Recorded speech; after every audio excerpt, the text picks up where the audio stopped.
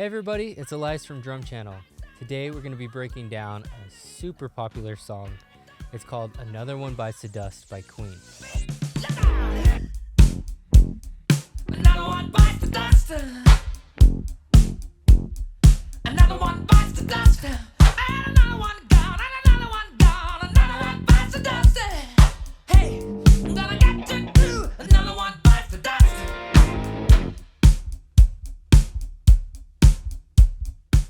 I'm sure we've probably all heard this song, and it's a great song. It's a lot of fun to play, especially for beginners. So today we're going to be tackling how to play a backbeat consistently and how to make it feel good. So learning this song can probably be broken down into two components. You have your beat, your 4 on the floor groove, and you have your fill, which is a 16th note fill that is played a few times. We're going to break down both today. So I like to start with breaking down each limb. We're going to tackle the 4 on the floor groove that's played throughout the whole song. And I want you to focus on trying to get each limb to line perfectly together. We're going to start with hi-hat first, add in the snare, make sure those are together, and then we'll add in and introduce the 4 on the floor kick.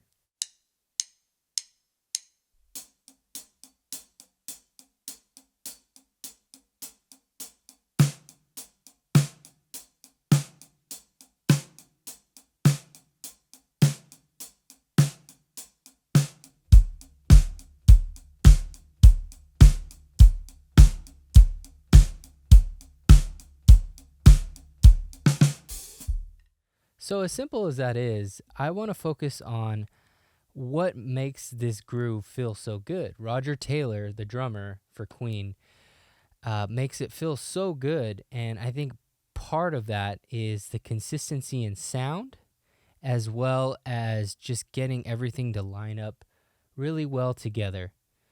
So what I mean by that is his hi-hat and snare, they groove together, and then the kick is just driving everything. So in addition to lining everything up, I think what's also really important is to get the dynamics right. And one of the things you should focus on is trying to get the snare and the kick to consistently sound the same the whole time. And that in itself is a great challenge. But also to make sure that the kick and the snare are on top of the dynamic level. And what I mean by that is the hi-hat's kind of in between. So think of it this way. The kick and the snare are the loudest things. The hi-hat is kind of the dancing in-between sound. So now that we've covered the groove, I would recommend first, of course, starting really slow, playing that, especially if you're a beginner and you're just learning everything. Work on one limb at a time and then work them together.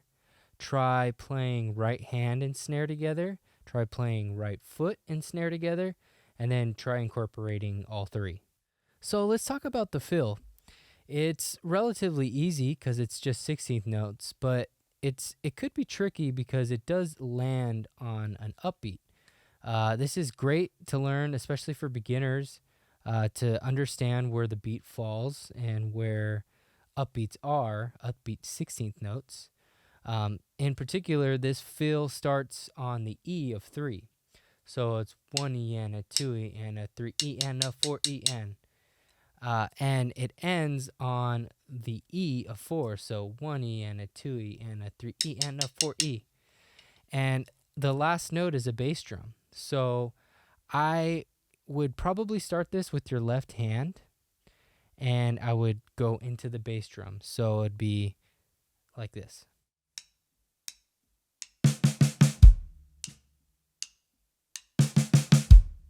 So I think a good thing to practice would be to put this in context and play 2 bars of time, the groove, and play the fill. So I'll do that right now.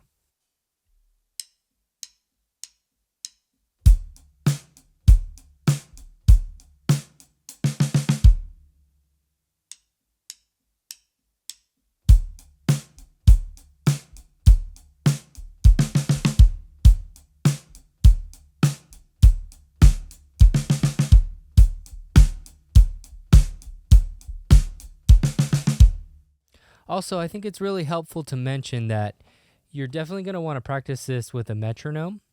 Aside from playing with the song, you're going to want to get a metronome, probably at a slower tempo than the song, and just loop that over and over until you get it.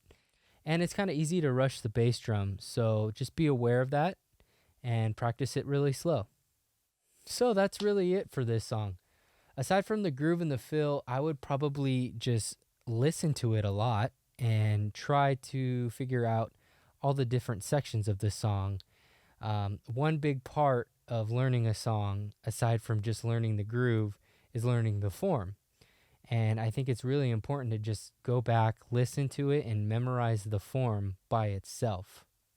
So that's going to be it for this lesson breakdown. I hope you enjoyed it, and I hope you have fun playing this song. I'll see you on the next one. Bye.